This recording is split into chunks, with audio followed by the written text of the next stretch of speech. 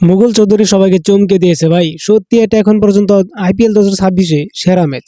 What a finishing innings. Is guys, কালকে ছিল LSG versus KKR match, যেটা LSG 3 উইকেটসে জিতে যায়, যেটা খুবই স্ট্রাগল করার পর ম্যাচের শুরুটা হয় কেকেআর ব্যাটিং থেকে। আর শুরুতেই ভাই সাহেব কন্ট্রোভার্সির মতো জিনিস ঘটে যায়। মানে ফিন এলেন যখন আউট হয় একদম বাউন্ডারি লাইনে, যেটা দীপকেশ রাথী ক্যাচ ধরার সময় এটা ধারণা করা হয়েছিল যে সেই বাউন্ডারি লাইন টাচ করেছে। এখানে একজনে বলে যে the question literally move when his foot touch it, কানা নাকি এম্পিয়ার। তারপর আজিঙ্কা রানের ব্যাট থেকে ভাই সাহেব একটা ফানি সিজ দেখা যায়, সে একটা শট খেলে যেটা ব্যাট হাত থেকে ছুটে যায়, কিন্তু তারপরে বলটা 6 হয়। আঙ্ক্রিস রাঘবংশীর প্রিমিয়াম টাইম চলতেছে, মজার খেলছে ভাই সাহেব। সে মুম্বাইয়ের লগেও 51 করেছিল, হায়দ্রাবাদের লগেও 50, এখন আবার লখনৌর এগেনস্টেও 45 রানস করেছে। যাই হোক, কেকেআর থেকে পরে ক্যামেরন গ্রিন এবং রবম্যান পালের ব্যাট থেকেও রান এসে টোটাল 181 রানস করতে পারে তারা।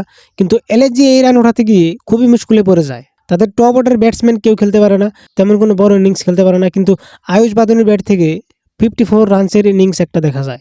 নিকোলাস পুরানসও ফ্লপ গেছে, পুরানসের খাতায় খুলতেছে না ভাই সাহেব। এই প্লেয়ারটা যদি একবার খেপে যায় তাহলে তার এলএসজির কোনো টেনশনই নেই। তারপরে হয় আসল সাপের খেলা, দ্য মুকুল চৌধুরী শো। এলএসজির মাত্র 22 বলে 50 রানসের দরকার ছিল এই ম্যাচটি জিততে, যেটা মুকুল চৌধুরী লাগাতার অন্যরকম স্টাইলে 4-6 মেরে টোটাল 7টা 6 মেরেছে ভাই সাহেব। হেলিকপ্টার এবং লাস্টের সেই অফ সাইডে সে যেটা 6 মেরেছে সেটা একদমই আনবিলিভেবল। কেউ তেমন শট খেলতে পারে না আই থিঙ্ক।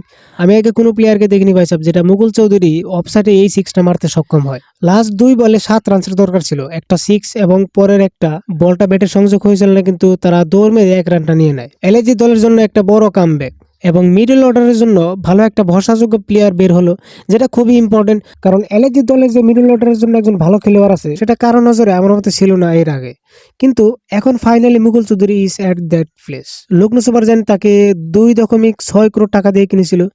আজ মুকুল চৌধুরী দলকে এমন একটা জয় এনে দিল, যেটা ভাই সাহেব খুবই বড় একটা জিনিস তার জন্য। যাই হোক, তোমাদের ম্যাচটা কেমন লাগলো কমেন্টে জানাবে এবং ভিডিওটি লাইক এবং সাবস্ক্রাইব করে দেবে।